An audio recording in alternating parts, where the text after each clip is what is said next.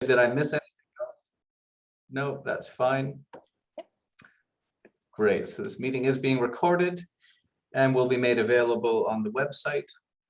Okay, so I will now hand over to our two authors, and I will fade away into the background and just be here to give time warnings if and when they're necessary. Okay, thank you so much. Okay, so I haven't quite, are you seeing my screen? The share screen? Yes. Yes, you're seeing it, but I'm not seeing it. I don't know, it never goes right. Okay. So Pujo and I had a discussion and we decided that I would give the presentation today just for the sake of efficiency, since we're doing this in English. We hope to be doing many book talks in Indonesia and in Indonesian as well, which she will lead. So I hope you understand that's the reason for this approach today. So the title of our book, Plantation Life, co-authored by Pujo and myself. We began working on this book in 2009. Like most books, it's taken over a decade to come to fruition. We're very happy now to be able to present it. This is a project which has been, is my screen moving for you? Are you seeing the changing slides? Yes, it is moving. Okay, great. So this is something we really did research all the field work and conduct the writing together. Literally sitting like this, the two of us at a table surrounded by notes and trying to figure out what it was we had found, what it was we wanted to say, how we could make sense of it. So that question of kind of collaborative research and writing is something we could talk about a little bit later, but that's the history of it. So at one point in our collaboration, we asked each other to try to come up with a definition, what is a plantation? And Pujo came up with this one in his voice. A plantation is a giant, an inefficient and lazy giant, but still a giant. It takes up space. It is greedy and careless. It destroys everything around. It is human, but you can't form a normal human relationship with it. It can trample you and eat you or drain your strength, then spit you out. It guards its treasure. You cannot tame it or make it go away. You have to live with it, but it is a bit stupid. So if you're clever, you can steal from it. So this was a really kind of, insightful moment to try to think about what was the image that both of us had in our heads about what is a plantation.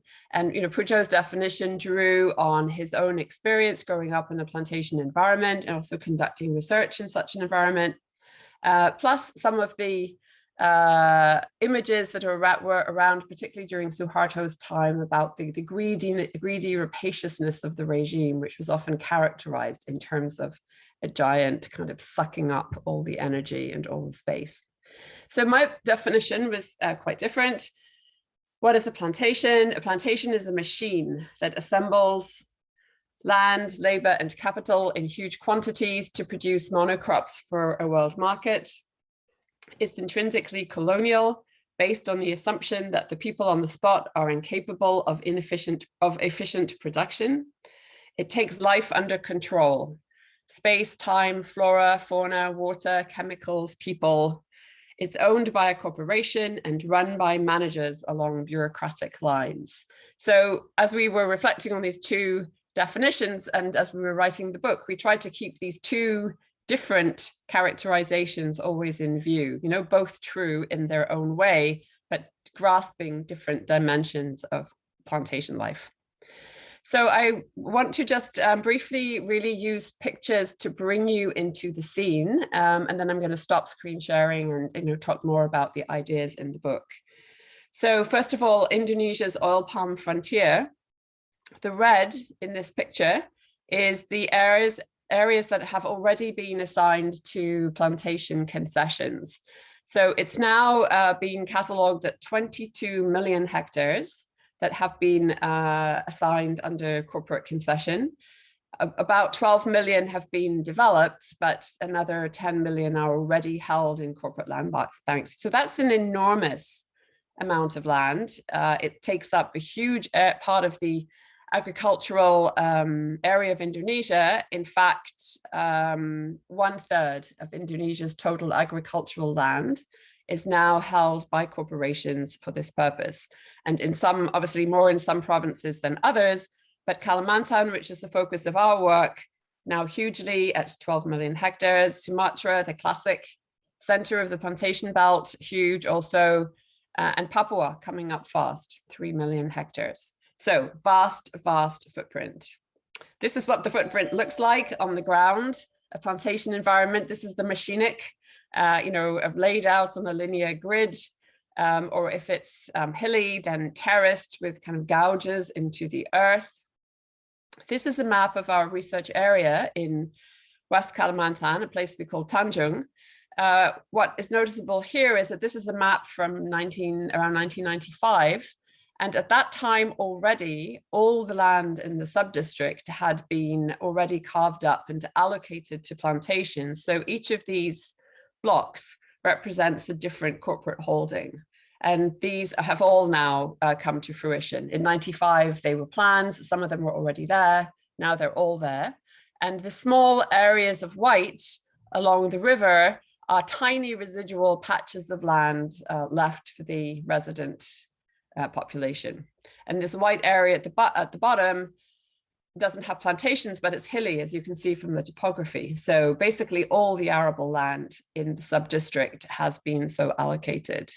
This is what an enclaved population looks like. This is what this landscape actually feels like. This is a village, actually a Malay hamlet on the banks of the Kapuas River, and behind it here is oil palm. So this is literally coming right down to their kitchen doors. They have no farmland, and these hamlets are dotted throughout the plantation landscape as kind of residual holding pens, you could say, holding spots for the original Malay and Dayak population of this area, sometimes with a little bit of farmland, just enough for a few residual rubber trees, certainly not enough to grow food. And in some cases like this one, in fact, no land at all. So that's what those little, going back to this picture, those little tiny white areas, like those are the little nooks and crannies where people might still be. This is from the coming of this plantation. Definitely one theme of our research is that some people have prospered. So this picture in the top here shows a local person who had successfully developed a trucking business servicing the oil palm sector. And below is a virtually landless family living in one of those enclaves with really not much going on. This is worker housing, not actually at our site, but at another site. But a contrast between the kind of, the enclave and the ramshackle housing of the local population and the kind of orderly camp-like environment of the workers.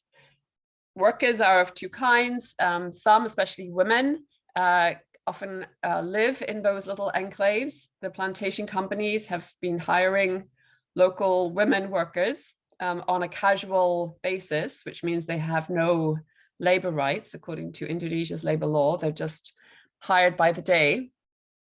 Or in the case of especially harvest workers, like the guy in the bottom picture here, the companies tend to prefer migrant workers from other parts of Indonesia, especially Java, but also NTB and other provinces, basically because as in colonial times, it's very obvious that migrant workers are more reliable because they're simply there to earn money, don't have family connections in the region, and are just prepared to work long days and try to max out their income because that's their purpose. There's also, in the cases that we studied, a smallholder scheme attached. So these are contract farm type schemes. They're laid out exactly like the plantation. Visually, they're the same on the same lineage grid.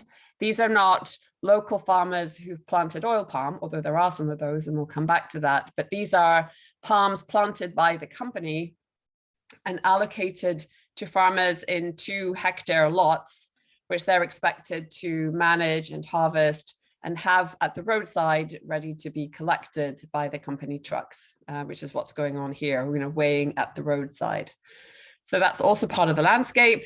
Transportation is a huge problem in Kalimantan and all plantation environments in there because the soil is has very few stones in it and is really very hard to maintain. So a heavy rain and you get a sunk truck. This is the palm oil mill. I always often think of this picture in terms of a kind of shock and awe. You know, somehow there you are in the middle of the Kalimantan interior and you have this great big belching factory mill, which is a kind of claim on the part of the corporation to, this is why we are here, because only we could build such an impressive instrument in order to take these palm fruit gathered here and turn them into something so valuable.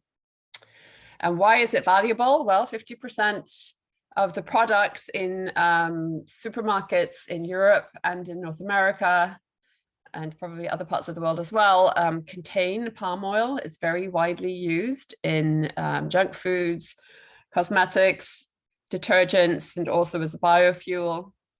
Its most important use, though, is as a relatively affordable cooking oil, and 65% of Indonesia's production is actually exported to India, where it forms the, you know, affordable cooking oil that a rising Indian middle class can use for their favorite fried foods. So one can see how, you know, this is a massive demand. And that's the main use. So Indonesia supplies 50% of the world's market, which is huge. And 65% of that is actually going to India. So plantation, this is the machinic again. You know, these are, it's also the cover picture of our book or a version of this. These are palms that have been injected with Roundup, which is a herbicide, to kill them. And the idea is that these plants, which have already given all of the life that they can, produced all their fruit, and are actually now just physically too tall to harvest, very difficult to harvest, will be killed off. And a new generation of palms is then planted underneath. So there are plantations in Malaysia which are already on their third generation of planting. So in the same spot. This is the machine which, once established, keeps on running, fed by fertilizers, some other chemical inputs, not very much labor, and on it goes. Okay, so I'm going to stop sharing now. I hope that just gave you a sort of visual sense of where we are and, you know, what we're seeing there. And now I want to bring you into the you know, the ideas of the book, what we were trying to do with it, and some of the main ideas that we're working with. So the first thing is to say that what we were attempting here is to write an ethnography. You know, we felt that there are policy studies about plantations, and there's a lot of advocacy literature which highlights quite properly the fantastic harm of the plantation landscape, you know, emphasizing the loss of biodiversity, the loss of forest, the loss of species. You know, orangutans figure quite prominently in that vein of research, and sometimes also features harms to workers and loss of land rights, loss of customary control over territory. A lot of discussion basically of loss, you know, what is produced by the boosters or what is lost by the critics, but not really very much discussion of what form of life actually exists there. So if there are now around 15 million hectares of plantation, oil palm plantation in Indonesia, we calculate that at least 15 million Indonesians are living the plantation life, right? They are living in or around or tucked in these nooks and crannies between plantations.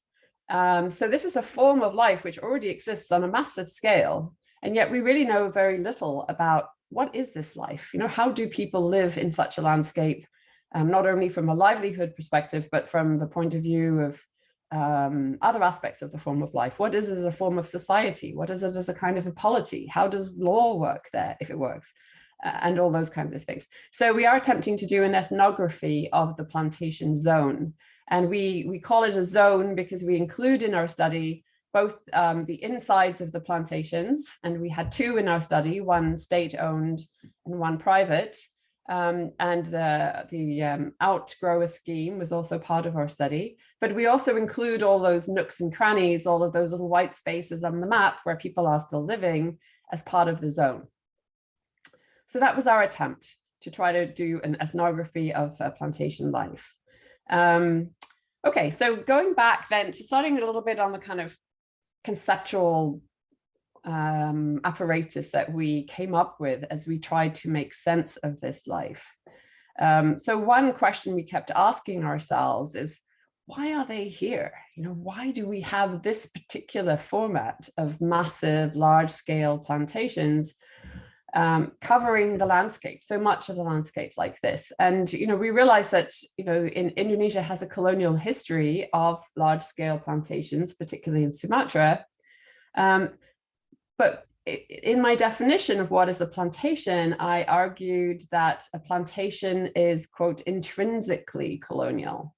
So what we were trying to get at was that every plantation landscape has to start from an assumption that the natives on the spot, right, the local people, the farmers, those Malays and Dayaks that were there before, the Papuans and the Sumatrans who were there before, are not competent, right? It's what Syed Hussein Alatas, historian, called the myth of the lazy native.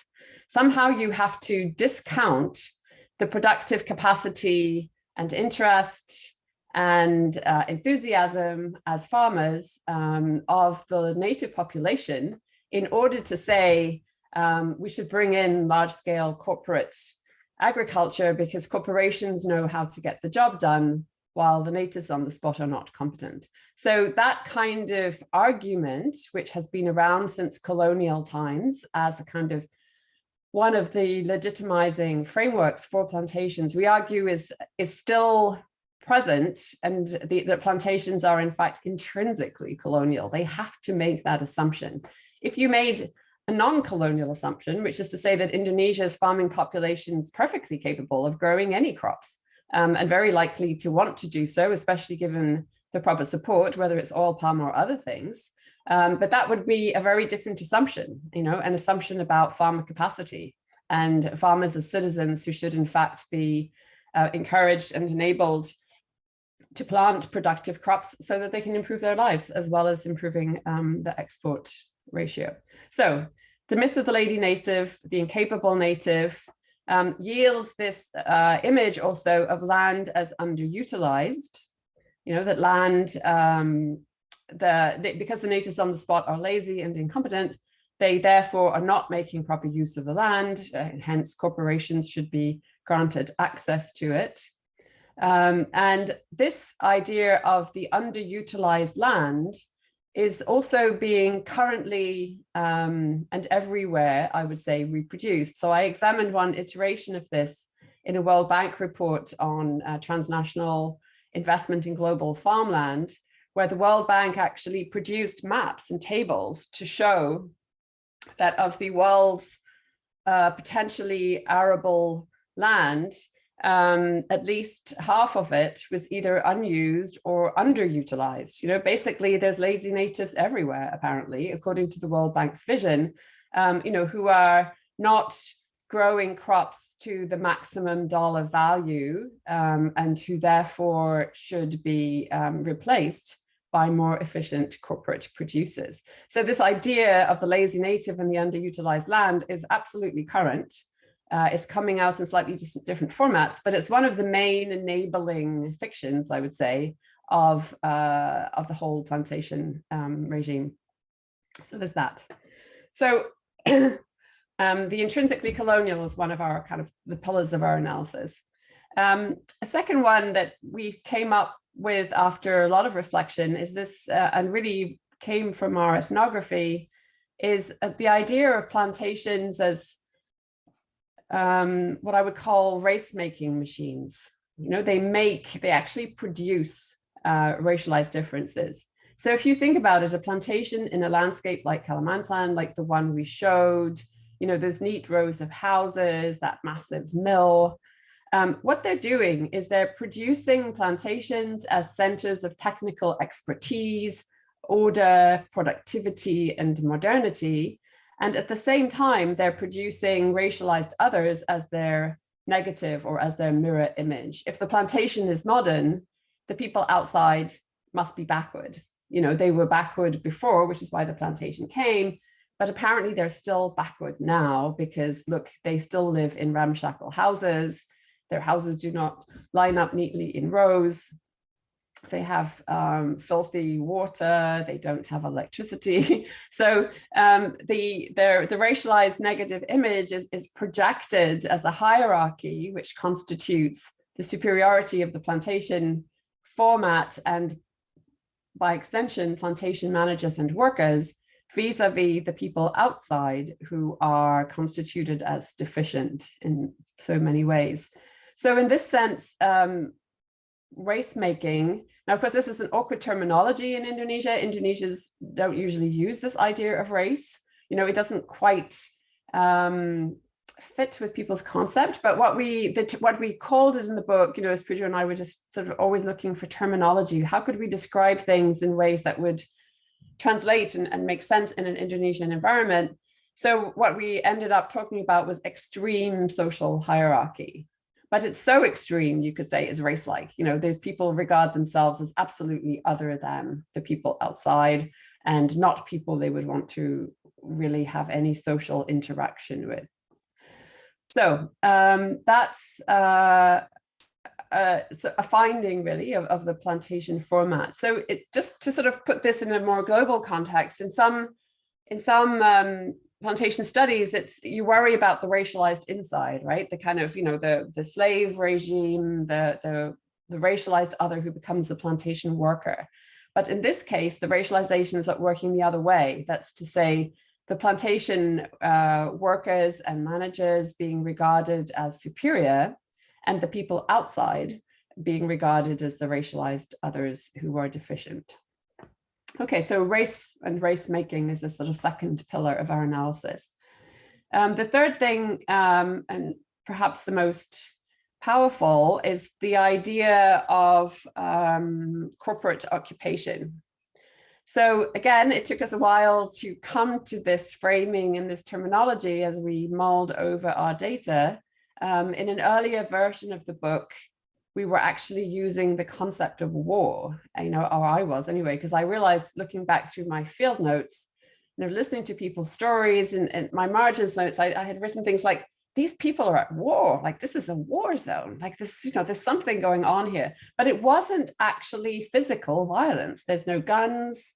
Guards, for the most part, are not armed. So the, you know, the idiom of war seemed a bit too to foreground a kind of militarized physical violence, which isn't actually the character of it. So eventually we came to this idea of occupation, that this, what the character of everyday life is to live under corporate occupation, which is to say that the corporation has occupied not only your immediate land or the land that's now converted to oil palm, but it has occupied the bureaucracy, it's occupied the polity, it's occupied law. It's basically changed the terms upon which you're able to live your everyday life.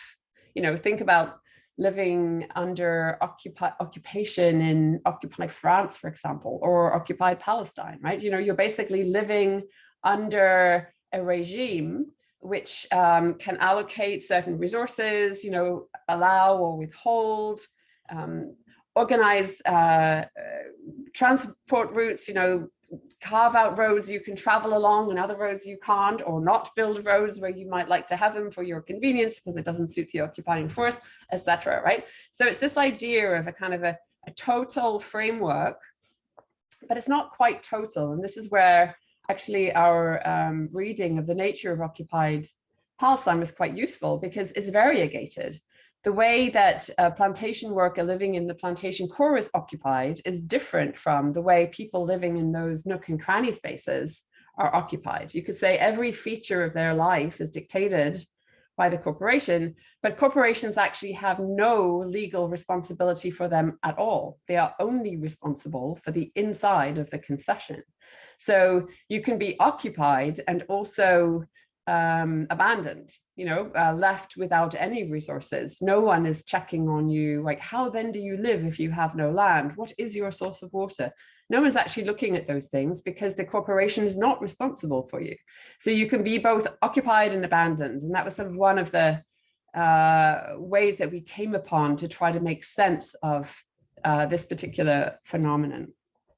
Other elements of the idea of occupation which really kind of struck us were concepts associated with occupation, like collaboration, local officials, some of the customary leaders, and what they call company men, anybody with some charisma tends to become a collaborator of the occupying force. So the conversion of officials and others into collaborators is a huge force.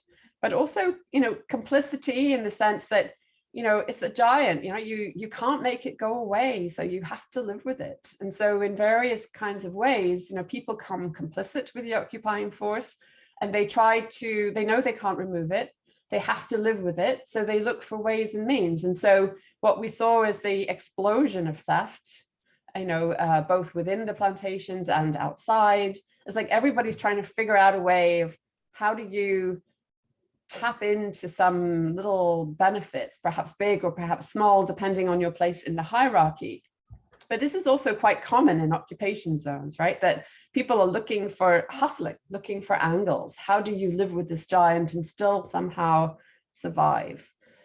So those were the, that's sort of what we got out of this idea of corporate occupation as a framework for trying to make sense of this form of life we found. Okay, so as I showed through those diagrams, like this plantation format is not going away. It's in fact expanding quite rapidly. And one of the things that we had to reckon with is that although there has been, I would say, at least 20 years of vigorous critique of the plantation sector by Indonesian NGOs and global NGOs, but especially Indonesian ones, Sawit Watch and Walhi and so on, they've been vigorous in pointing out the harms and have been attempting to shift the, well, in fact, to get a moratorium on the expansion of further plantations. But the sad fact is that they have been fantastically unsuccessful, because during the 20 years of critique, another 20 million hectares have arrived, right? So the train is heading vigorously in the opposite direction towards more and more of this.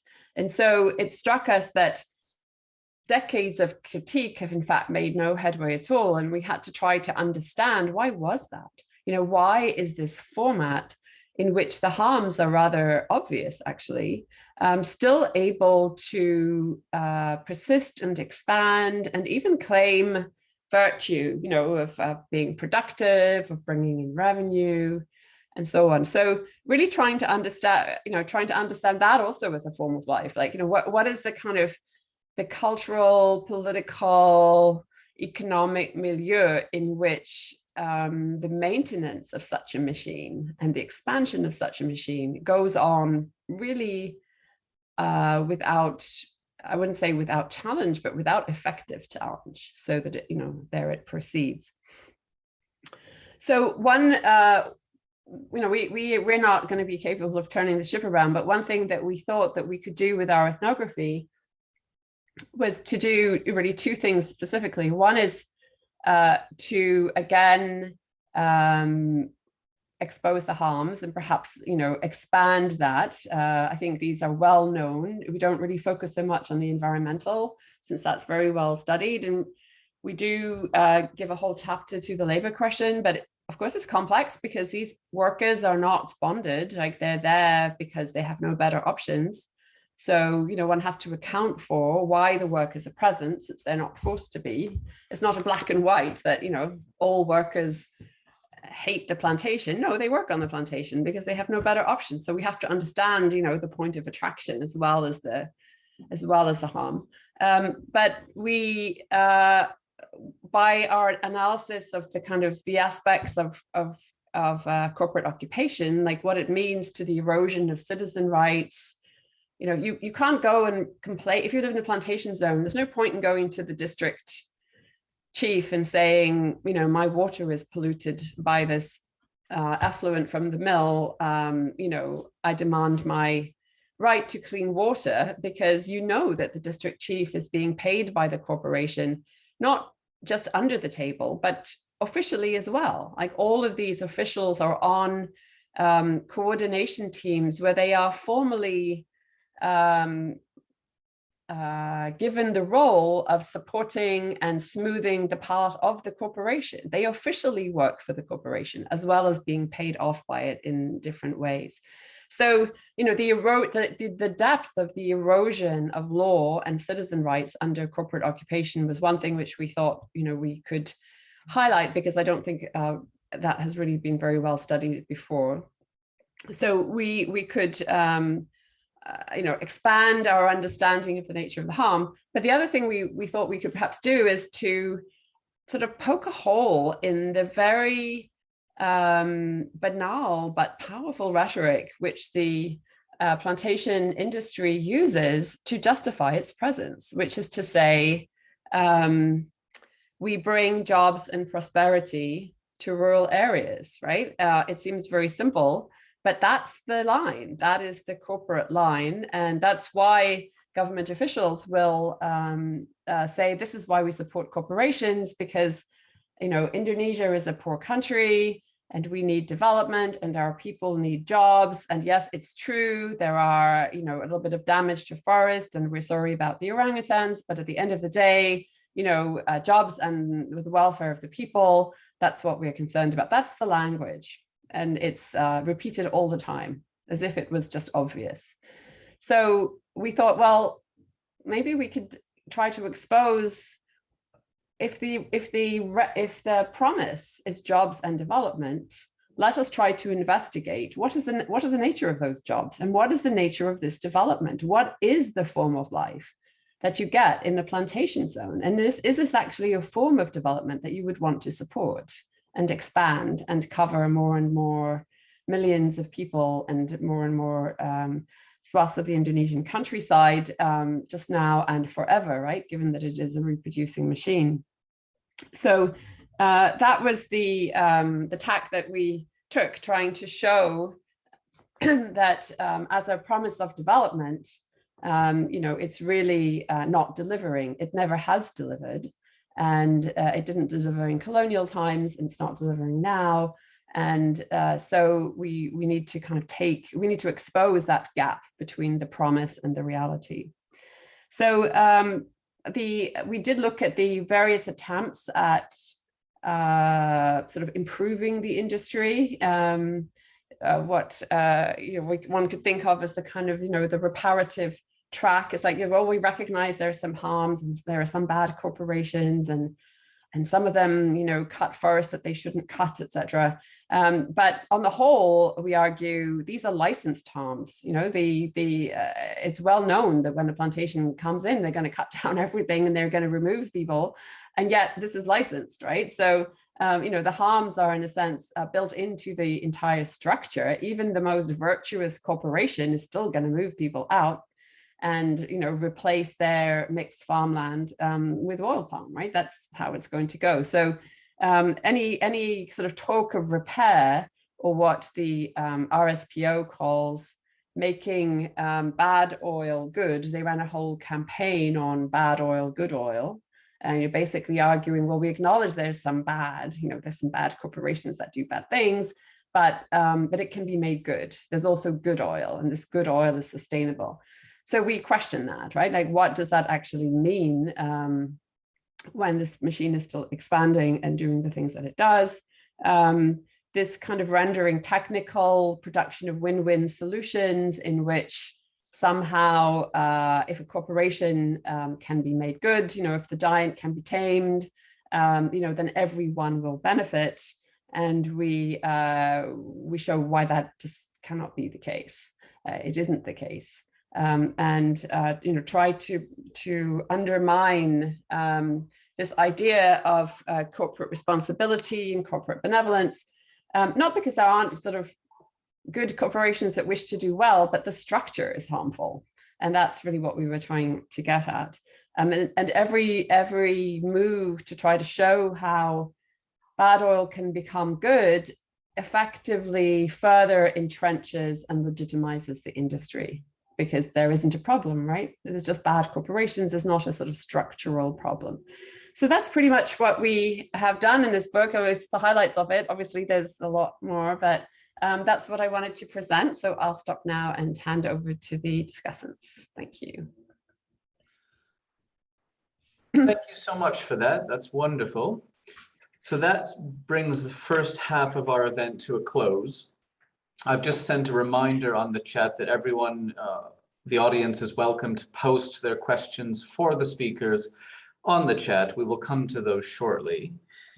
In a moment, we will hand over to our two discussants.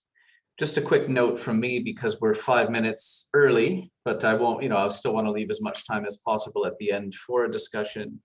I mean, it just strikes me, having heard that presentation, that one real question that stands out is really a question of legitimacy, how to legitimate the plantation model, and the fact that this is wrapped up in a bigger question of Indonesia's pride in being a world leader in the production of a commodity. So to call yourself number one in anything, of course, is a marker of pride. So there may be a question here of legitimation, which we may come back to. But I would like to make sure that our discussants have at least 10 minutes each. So can I please invite Helena Varkey from the University of Malaya in Kuala Lumpur, who's very kindly joined us, even though it's getting rather late in the evening where she is. Helena, can I please give you your 10 minutes as a discussant to give us some of your reflections on the book and on some of the wider issues? Thank you. Okay. Thank you so much, Adam, and thank you, Tania, and also Pak Pujo for, inviting me to give my views on the book. So I'm very honored and to be invited for this very important book, and it's an amazing and very arresting title by itself. So even the title already struck me as something that is that I should definitely be interested in. I'm quite familiar with Tania's work through her work on assemblages and mafia system, the concept of plantation zones. But this is my first exposure to Pak Pujo's work, so I was really happy to be able to learn more about what Pak Pujo is doing in his own right. As Adam mentioned, just as a first impression, the opening chapters of the book was really an insight to how the whole process happened. And it was really a very human way of explaining how this book came about, reading about how Tania and Pak Pujo managed to figure out a way to collaborate across languages, across backgrounds, across cultures. That was really quite inspiring, and it felt like a really big challenge. And I think it's amazing what came out of it. And as Tania spoke in the beginning about how both of their definitions of the plantations are so different right from the outset. One is very organic, the other is very mechanical. So I think it really shows the differences of background and culture, and how that can also shape how we view certain problems. And it's really good to see how that came together in the book. I really like the pictures in the book. I think that really brings a very real feeling to what we're reading about. Not often we find a lot of nice pictures in books, so I think that was really important and special. And also the cover, I remember the term that was used was zombie soldiers in the book to describe how it looked like. So yeah, the words were used really amazing. So the most interesting part for me was the whole discussion about the corporate presence. Of course, this is most closely related to my own work. So I look at land use change and patronage politics and haze and all that. And what Tania mentioned just now about this whole situation where smallholders or villagers are living in an occupied territory. So they are both occupied but also abandoned in the same time. I think that just gave me a really nice link back to what I'm doing about haze, because it really it explains quite nicely actually about how the actions of a plantation within their own concession actually affects the villages outside. For example, it will result in water shortages, and this will actually cause fires outside. But the plantations actually are not responsible for those fires because they are not within. It's not within their concession. So I think, yeah, so the villagers who are living around it are just abandoned, and they are left to their own means to deal with these problems. So I think that's a really good analogy that brings me back to my own work. But yeah, I really love this whole really microscopic examination about what sort of symbiotic relationship, but sort of toxic at the same time relationship, love-hate relationship between the smallholders and the plantations, which I think Adam also picked up on earlier.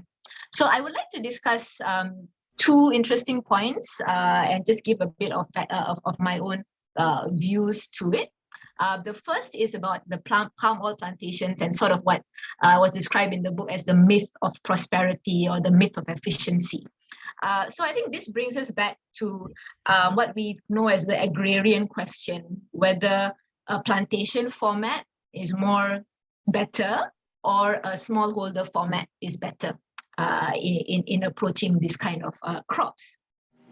So as was very well explained in the book, there's this illusion that plantation production is more efficient, and this is basically to support expansion. So villagers should hand over their land to plantations or come into these one roof arrangements to maximize their gains. But as was pointed out, very little effort goes into actually proving this. The government or the companies, they don't actually really try very hard to prove this. It's kind of purposely glossed over, very big sort of ideas just being thrown around, and they don't want too much scrutiny over this question. I really thought it was very the explanation about actually how smallholders are in fact more efficient is something that I haven't seen very much in the literature, but it's done very logically. So there's less overheads, more careful supervision, more equitable distribution of wealth. All these are super logically presented in the book, and I have not seen that anywhere else. So I think that's really novel. And it seems really obvious and something that we have not, I have not actually realized before. And I'm thinking, oh yeah, this is really obvious. Why haven't I thought about this before? It really does seem very obvious that a smaller scale production scheme or production scale will be more useful and better in this. But yeah, this is something really new, at least to me. But at the other level, something that I don't think was really pushed too much in the book was this rhetoric that palm oil has actually brought about prosperity for the smallholders on the national level. So at the local level, there's this rhetoric that we should the production of the plantations are very important. But at the national level, we see this whole black campaign issues coming about, which actually push the smallholders to the front. And they say that the smallholders are actually prospering tremendously from palm oil, and any protests and any blockage of the international oil palm market to Indonesian palm oil is actually going to damage the smallholders the most. So I think there's these two different levels of rhetoric going on, which is very interesting. So of course the book focuses more on the national level, but the international level really pushes a whole different direction. So, in Malaysia, smallholders are brought by the busload to demonstrate in front of the EU embassy, so this kind of thing is so different at different levels. So I think this really shows how the manipulation of the message is going on, depending on what is important at that particular theme or at a particular scope. And it really speaks to the lack of agency among villagers as well. That is part of the problem. The second idea that I would like to talk about a bit more is the idea of good and bad palm oil. So of course, this is something that I'm very interested in as well. So this brought me back to this idea of the alternatives to development approach. So the question of whether, are we actually questioning whether we should have palm oil? Should we have palm oil, or should we just do palm oil in a different way? So that's the question that is kind of that brings me back to in this book. So I wonder whether actually when Tania and Pak Pujo was thinking about this idea of the good and bad palm oil, do they also think about it from the perspective of the smallholders? I mean, obviously they do, but I think what has been discussed more deeply is this perspective of the corporate level good or bad palm oil. But I wonder actually, if we ask the smallholders, will they actually say that palm oil is good or bad? Do they want it to be done differently? Because there are some sections in the book that actually say that, the smallholders have no quarrel with palm oil and they're fine with it, and they feel that they can prosper from it. So I felt that was something that was really interesting, but I would have liked a bit more of a discussion of this good versus bad palm oil from the smallholders' perspective. So perhaps that is something that can be added in. I do realize that, not added in, but actually we could build on further. I do realize that my time is running out, so I would just like to give a bit of a final thoughts about the concept of these worlds within the palm oil zones. So being Malaysian, I felt that Malaysia comes up all throughout the book, and that was really nice, of course, to read about and to relate back to. And Malaysia is very important, even in the palm oil life in Indonesia, of course. And Tania also said that one of her first exposures to plantations was driving through plantations in Malaysia. So I think it would be great, in the future, if the authors are so inspired to try and think about maybe write another book about plantation life in Malaysia, because I believe it is very different. And Indonesians, even though not the same country, play a very big role in plantations life in Malaysia as well. So I think that would be a fascinating thing for you to explore in the future, and I would really be very interested in looking at that. So I think my time is out, so I will end here. Thank you so much for this opportunity. Thank you, Helena. Wonderful to hear from you. Some excellent comments there. Just to add that the problem I think we're facing in talking about types of palm oil production and effectiveness is the question of yields, right? That seems to be the measure most often comparatively used. What are the yields? How efficient and intensive is production? So I think we can come back to that, because there does seem to be a general assumption that the level of investment available to plantations means that yields ought to be much higher, but perhaps we can return to that. I'm starting to see some great questions arriving, so we do want to leave time for those. Shofwan from University Indonesia, can we please now turn over to you and give you a 10-minute slot for your views? Thank you. Thank you very much, Ajam, and thank you very much for Bu Tania and Pak Pujo for allowing me to be here as the discussant. And I'm also thankful for Helena for opening up the discussion. And I think Helena already covered much comments about that. So first of all, it is a great honor for me to be here. And the book is inspiring me in different ways. But at least this book inspired me in at least 4 profound ways. First is on the theoretical discussion on corporate occupation and its role in extending the reach of global capitalism, especially in the part of how the political technology which emerge and operates within this mechanism actually generated contradictions. I usually start with the assumption that the plantation is powerful, the corporate is powerful, and their connection with the power brokers, with the politicians, with the bureaucrats are making them something that is somehow invisible.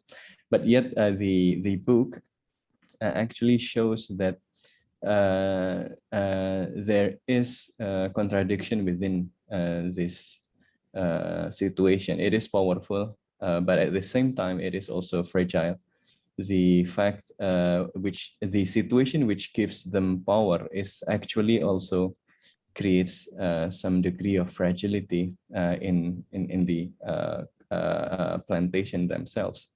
So I think it is a very important point, which made me rethink many assumptions when doing research or study on this issue. Especially because I just returned from Kalimantan, but not Kalimantan Barat, but from Kalimantan Tengah, Central Kalimantan. And I see many similarities with what you have mentioned in the book. And the second point that really how to say change my perception on many of these issues is your point on the continuation of the imperial debris and the point that plantation is inherently colonial. I think this is a very powerful argument and made me rethink many things. Personally, I'm attracted to the question on the politics of sustainability standards, which emerge at different levels, like the RSPO, the NDPE, the ISPO, etc. But then, if the problem is because the plantation is inherently colonial, what is the point of certification? What is the point of sustainability standards? Because it is inherently unsustainable. I mean, it is inherently colonial, and if it is colonial, it is of course excluding people and excluding non-human also in a very bad way. So I think, yeah, this book made me how to say give me some sense of crisis. I mean, like, am I doing? Am I approaching this issue correctly or something? But yeah, so it's very interesting point that made me think. And the third point of the book that inspired me is, of course, the depth, the richness, but at the same time, the flow of the story in the book. As Adam said, it is very deep, but at the same time, it's very readable. I mean, like, somebody with no anthropological background, somebody with no technical expertise on this can just read it as a story which is very captivating. I mean, sometimes I read a book and the book made me think, like, this is the book that I want to write. And this book is one example of that. I mean, like, this is a very good book that someday in the future, when I am more capable, I hope that I can write a book like this. And I think the last but not least point that inspired me from this book is on how the book is produced through collaborative practices. I think this is a very interesting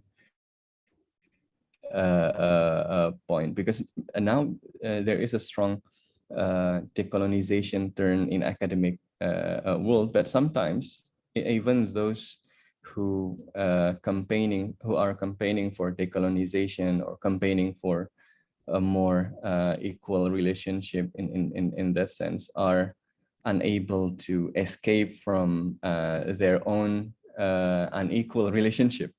But you both show that actually, I mean, you can open the possibility of a more how to say collaborative and equal practice of academic relationship. And I think that is a very good and inspiring example. And thank you for that. Thank you for the argument, and thank you for showing how actually we can do collaborative practices consistently with what we are arguing in the book. Having said that, since I'm coming from probably a different background, I'm more into the structural aspects of things, more usually looking at the interaction of different scales of governance. So sometimes when reading this book, which is very focused on specific location, and I think one of the main strengths of the book is that it is embracing the grounded specificity of the plantation zone studied by both of you. And I think from this came the depth and the flow of the story and the details and the captivating stories. However, as somebody who is coming from a different background and attracted to different kinds of question, sometimes the focus on the grounded specificity left some questions unanswered. I mean, like you are teasing something, but then keeping the answers to be answered somewhere else or by the readers themselves. Like how to say, when for example, sometimes the context and the structural connections, for example, between the plantation life dynamics of the studied zone and other scales of governance or other forms of governance are hinted but not elaborated. For example, when the book discussed about the establishment of the companies, of the two companies, which is in the context of the new order development policies, there are some discussion on how this is connected to the political situation, the developmentalism of the new order, how it is connected to the global evolution of capitalism and its consequences in Indonesia, but not all are how to say discussed. For example, when you mentioned about the story of the conflict in 1997 and 1999 in some of the paragraph, it might be useful to provide how to say more context, such as that it is not a natural how to say, there are some political mobilization, there are some specific political situation which is coming together with the political transition after the new order, and how this networks of power operates and interferes with the plantation life. And yeah, so I think it might be helpful to look and not only at the dynamics within plantation life, but also the dynamics between the plantation life and the other scales or other forms of life or governance, which might make more sense, because this plantation life might be also embedded in different kinds of relationship. And this is connected to my second point on sometimes the discussion in the book discuss the plantation and the forces that sustain plantation, such as, for example, corporate chronic cabals, and they are often discussed as some kind of impersonal forces, some kind of ghost, but a different kind of ghost. I mean, like a powerful one, but not really how to say explained and identified and characterized more clearly, which might be interesting if we could also look at that. For example, because I'm thinking like this, because based on, of course, my limited observation, especially in several areas which I am fortunate to look at.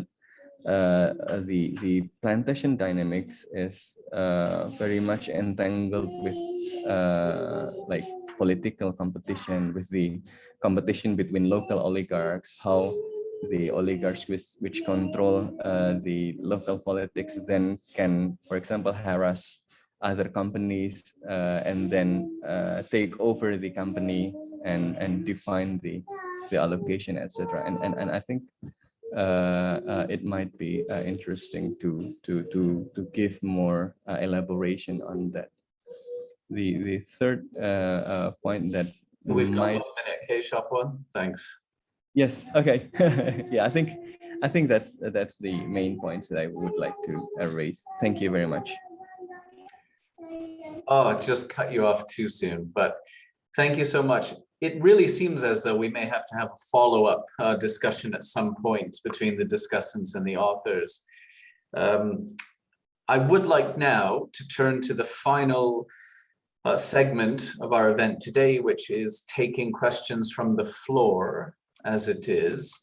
We have 3 questions, one coming from Erwin, who's based in the Netherlands at the moment, one from Dian, who's a student at the University of Brighton, and one from Jeremy, a retired anthropologist and somebody with experience in development issues in Indonesia. Now, these have been written very, very nicely into the chat. I'm not sure, I presume everyone can see them, so I may not have to reread these out loud, but we can put now to the authors. First, Erwin's question, which was posted at 1:45, which is thanking the authors and speaking about the recent diplomacy in Glasgow. So Tania and Pak Pujo, shall I just turn over to you now? I mean, if it's helpful, I could read this out in all of its glorious detail, or shall I just no, I'll just let the authors get straight into the answers. So Pujo, do you want to take the first question? Have you read it in the chat? Hey, unmute. Pujo, unmute. Sorry, yeah. That is a question from Erwin. Yeah. Okay, thanks Tania and Pujo, fantastic book. Okay, thanks. And then I wonder what is your comments on and reflection with a remark from the Indonesian Minister of Environment and Forestry at the COP26 regarding in Glasgow. Yeah.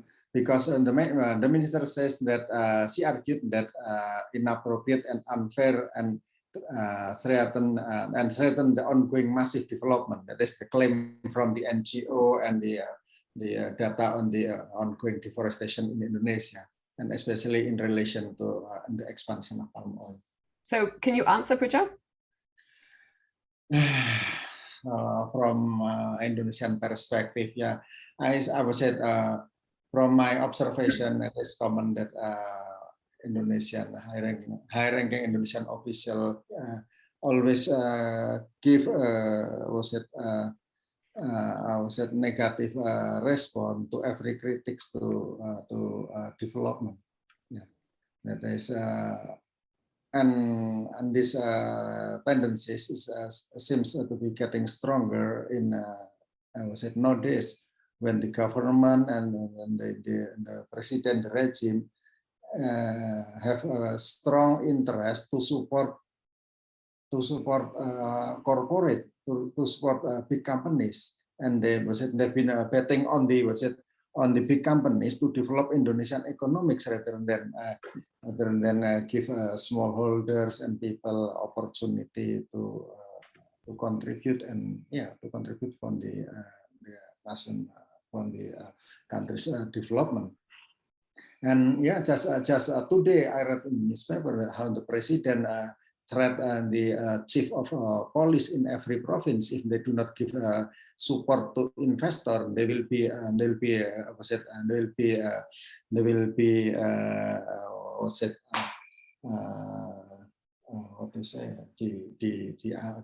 dipindah, they will be taken from their post. So the government gives strong support to companies, and And every critics to the present operation of the companies will be replied as that critic is unfair. Yeah, that's from me, Tania.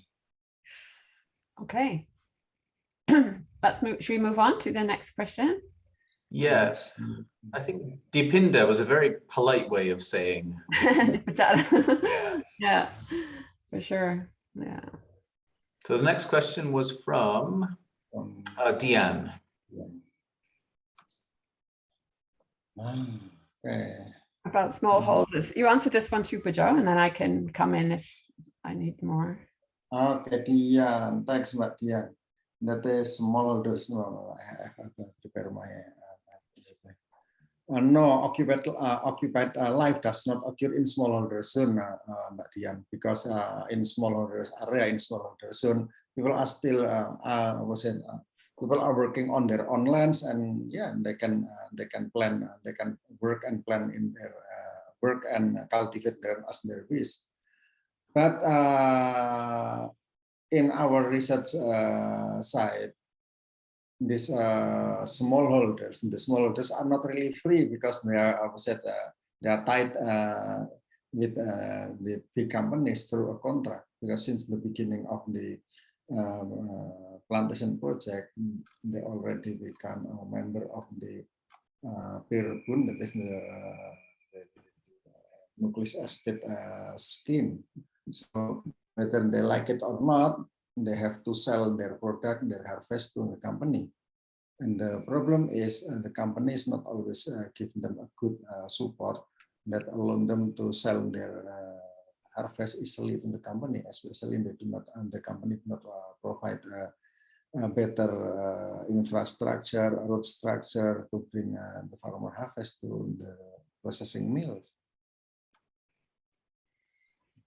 Yeah, so I just like to sort of add something. This comes back a little bit to Helena's point as well. This term smallholder is just fantastically slippery, right? Because it's produced by the industry to kind of show its populist orientation. Look how much of the oil palm is produced by smallholders. You know, we are for the small farmer, we're for the common person, right?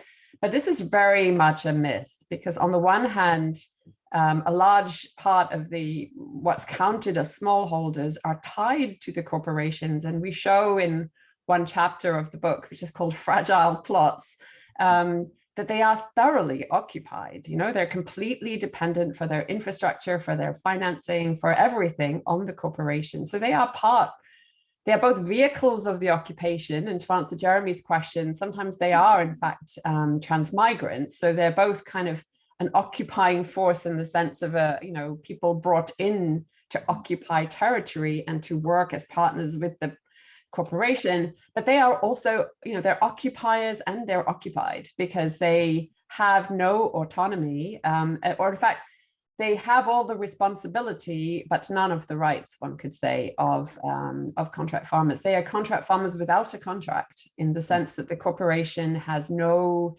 explicit obligation or no obligation that they can, that the farmers can insist on. It's like for quality of roads, for quality of planting material, for quality of plots, for price, or for anything else. So they really are a kind of captured force. And this is the force which is produced by the industry as they look at our wonderful smallholders. So that's one kind of myth. The tied smallholders are occupied and are also sometimes occupiers. For sure, the transmigration program has worked very closely with the corporation, and most contemporary transmigration is actually designed to bring workers to plantations by bringing them in around a core plantation, allocating them land, but immediately incorporating this land into the core plantation, so that these transmigrants, in fact, do not ever obtain any land autonomously, but they get a share in the corporate dividend if they're lucky, and they are allowed to work as day labor. So there's a very tight nexus between transmigration and the corporations, but it's a million miles away from this image of the smallholder as the independent farmer, you know, who we love and protect, right? So there's really a game going on with this language of smallholder. In terms of the people who are autonomous, and there certainly are some, there again, you have to really distinguish, as we do in the book, between different types. So on the one hand, there's people like folks in our area, our research area, who still have access to their own land, and they do grow oil palm because they find it extremely lucrative. You can make a lot of money on a relatively small amount of land, and the labor requirements are low.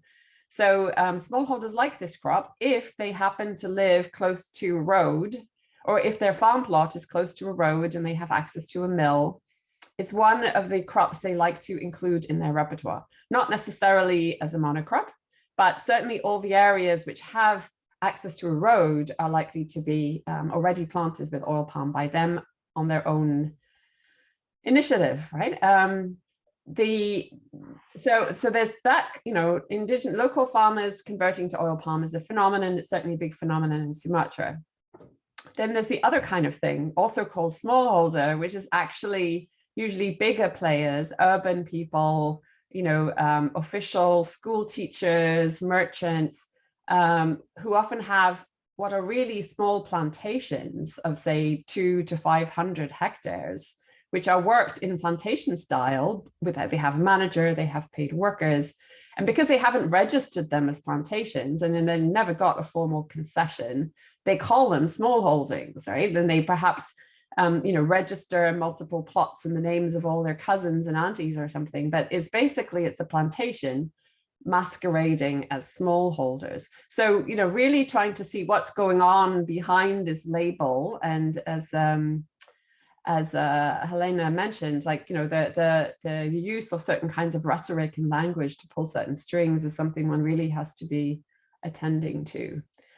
So when the industry says, yes, but 40% of our production is smallholders, what actually do they mean there? Do they mean like tied people getting paid a tiny dividend? Is that what they mean? Do they mean people who actually control and manage their own farms?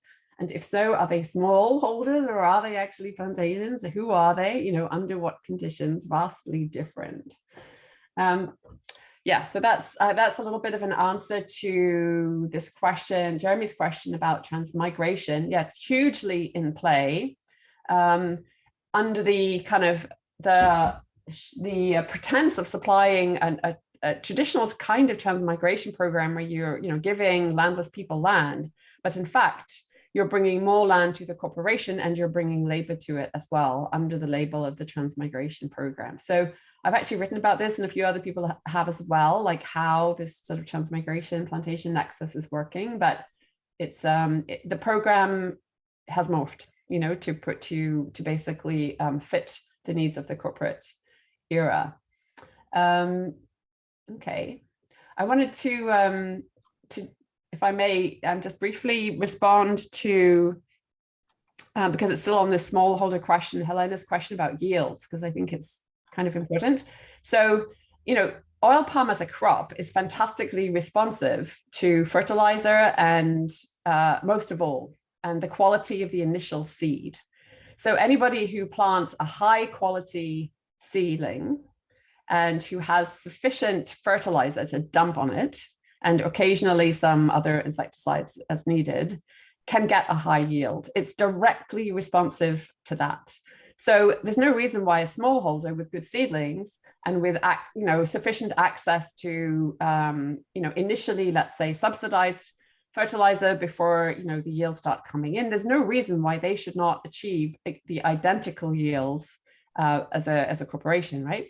The reason they don't is because they get no support. So they plant lousy seeds, you know, often kind of, you know, the wrong kinds of seedlings, basically, which are not ever going to produce a high yield. And they don't put on sufficient inputs because they can't afford them. So there's no reason why smallholder, you know, yields per hectare shouldn't be the same as or better. And in our study, those farmers who had managed to kind of get into a cycle of high productivity where they had high yield, they were buying tons of fertilizer, they were getting a yield double that of what the plantation was getting. So there's no reason why this cannot be done. There's no technical reason. And this is what all the studies show. There's no technical reason for oil palm to be grown on plantations, right? It isn't there's no economy of scale in the growing of the crop. There could be economies of scale in the provision of infrastructure, but that's a debate which should be kind of had separately, one should say, like how then does one provide infrastructure? How then does one provide access to a mill? But there's nothing intrinsic about the plantation, about the crop, which requires a plantation format. And so this business of smallholders and low yields, again, is a rhetorical strategy, right? It's basically showing how you need corporations to do it because look, smallholders do it, but they do it badly. But why? What is it that they have not had access to? What is it that they could be given, which would enable them, in fact, to produce the same as or better than the plantations? Because for the reasons that Helena said, smallholders, it's what Ben always reminds me is called the inverse relation, right? There is an inverse relation. The smaller the scale, the closer the farmer to their plot, the more they tend it lovingly, the better yield they're going to get. And the bigger you get, the more you get corruption and theft of materials and other kinds of costs, right? It's this inverse relationship does work with oil palm, basically, when it's given the chance. Okay, so let's move on. Sorry, I just wanted to clear up the smallholder issue. No, it's really important, and I had mentioned yields as well, because also Shafwan has studied the infrastructure in Indonesia, which is supposed to be providing the guidance, support, and materials to smallholders to even understand the distance between each seedling. And all of this support is supposed to be in place, but it's not evenly accessible, right, to lots of different groups. And so it's something we noticed in Sumatra, which produces vast differences between smallholding groups of various types, and even depends on the pricing you can get for your harvest. That's very volatile as well. Right, we have a general point from Apres, who's a PhD student here in Leeds, but who is writing in, I think at the moment, from Jakarta. There's one from Apres and one from Viola from Brunei. So we have 2 questions left. We might be able to squeeze in short answers to those in the next 4 minutes. Okay, Pujo, do you want to take the one on jobs? Yeah. And from Apres, during your fieldwork, did you find any plantation that create a decent job for the society around the plantation? No, sorry, we didn't find any.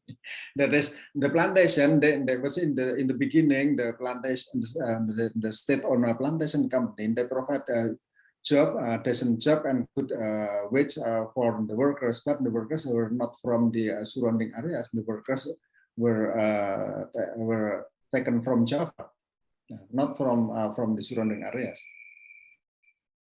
Yeah, that is for press, and then for Viola. What is the question? Okay, follow up a little bit more on the job. So, as Pujo said, the state plantation jobs were initially great jobs for Javanese workers who were imported, and most of them stayed until retirement. So these were good jobs. But since the 2004 labor law was passed, these companies have been able to outsource and casualize their workforce. So the state plantation no longer brings in permanent workers on good conditions, but as far as possible brings in contract workers on 2-year contracts who were then disposed of and sent home, are not given family housing or anything else. So the quality of jobs has been deteriorating, casualizing and outsourcing. So this is important to note because many people think of plantation labor as captured labor. It's actually the opposite. In this case, this is plantation labor as expelled and disposable labor, outsourced, casual, people who are not, in fact, brought into the protective fold of the paternalistic plantation, as was once the case with the state plantations, but in fact, either hired on a casual basis at local, or if from afar, on a revolving door of a contract basis. So they are not good jobs, but of course, if you have nothing, particularly if you live in one of those enclaves and you have no land, casual work for 20,000 rupiah a day as a female casual worker is still a job that you need, right? So you have to look at the conditions also which produce workers regardless of the poor conditions and kind of what options they have. The last one on political economy of ignorance. Yeah, I mean, yes, absolutely. I don't know why we didn't use that phrase, because we drew a lot from Michael's work, but it's a great one. We should have. But I think the symbolic value, we do talk about the symbolic value of infrastructure because it's huge, right? It's, you know, when looking at the mill, I said it, you know, I wanted to use the term, although I know it comes from a different context, but kind of like shock and awe. Like only a corporation could mow down massive areas of land, line everything up in rows, carve out hillside, build mills. These are performances and claims to modernity and efficiency and power, right? They're intended to shock you and to look like as if the supposed inefficiency and modernity and productivity of the plantation was somehow demonstrated by its infrastructure. And in fact, that may be all it is. It's like the infrastructure is a performance of efficiency and modernity, which the actual set of relations, both inside and outside the plantation, do not measure up to, right? But nevertheless, it's very powerfully stated. So I think this is a great point. You know, the symbolic value of the infrastructure is doing enormous work here. You're absolutely right about that. I think that's really an excellent way to sort of draw the event to a close, because it's a fascinating intellectual discussion. There's many, many interesting critiques. I think we covered a lot of ground today. I really think there's an enthusiasm in the room, and lots of people now want to order this book, which I think is, I think Apres already did have an order. He pre-ordered this book. So hopefully it doesn't arrive in Leeds because you've now flown to Indonesia. But no, I want to thank the authors very much. Thank Jessica and the Association of Southeast Asian Studies UK for all of their support in putting this meeting together. I really appreciate the authors, Tania coming to us live from Canada, and Pujo live from Central Java. I believe you're in Jogja probably right now. So we've tried to accommodate the time differences, whereas the UK, we're sort of right in the middle. Great for Helena and Shafwan to join us as discussants. So yes, thank you so much. If there are any follow-up questions, do email us.